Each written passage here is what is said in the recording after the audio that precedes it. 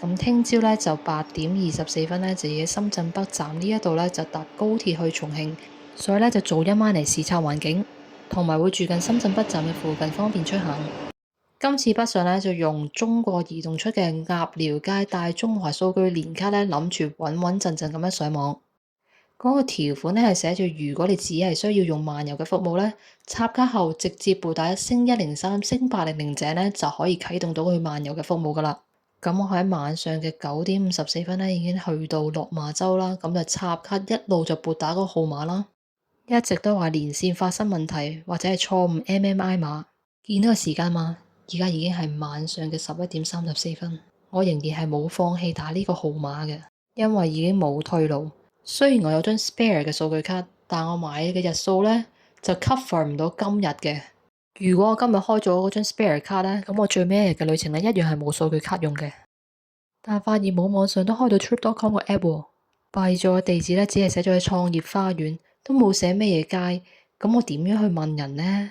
試下 click 唔 click 到查看地圖啦，又得喎，但係你俾個地圖我，佢冇標嗰個酒店喺邊度喎，咁咪即係都係弊咯。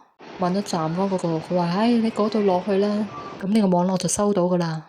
弊在真係上唔到網呢，落到嚟問咗好多人都話唔知邊度嚟嘅。後尾就出現咗個有心人啦，就幫我哋查地圖啦，就話其實喺前面嘅啫。大家同一個方向咁啊，一路跟住尾啦。大家行得太快啦，佢臨消失之前呢，有一個方向嘅手勢指俾我，太遠太黑我睇唔到。行下見到間酒店就面懵懵入去問下啦。睇完酒店職員俾我張地圖呢，就懶醒啦，以為咁一直線咪過到自己間公寓嗰度咯。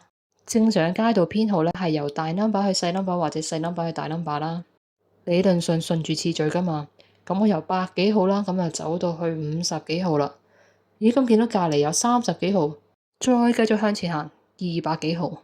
我騰前騰後騰左騰右都揾唔到42號，騰下好在見到有管業處，就有佢張創業花園嘅平面圖，見到一種不合邏輯嘅排序嘛。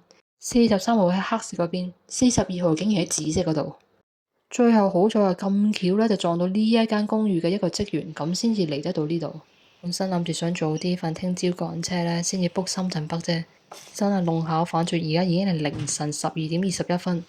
book 呢度嘅另一個原因啦，因為呢度我哋見到都有間房仔啦，咁可以閂埋門啊，唔使理出邊有咩咁嘈啊嘛。咁呢度都算大啦，一房仲有洗衣機可以洗衫。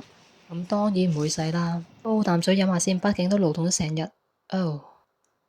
條 fuse 電都冇埋，都成凌晨點幾鐘啦，咁都要瞓啦係嘛？閂咗窗噶啦，但係出邊啲人夜夜辛苦，我都唔知你哋搞乜嘢，係咁講嘢講到勁大聲，我可以，同埋有啲嘢工作係做緊嘅喎，唔知做咩工嘅咧，啤啤聲嘅噃。哇！一瞓落張床，硬嗰嚿木啊，伸直隻腳，原來嗰張床褥唔夠長噶喎。哇！我真係生得太高挑啦。好啦，而家凌晨3點幾鐘啦，出邊嗰班人仲係繼續嘻嘻哈哈。我哋真係唔使瞓噶喎，我仲食咗感冒藥，其實勁眼瞓，都瞓唔着，可想而知出邊係幾咁嘈。好啦，終於到凌晨4點鐘啦，出邊終於有啲安靜啦，咁我都可以瞓啦。我仲有命嘅話，就下條片見啦。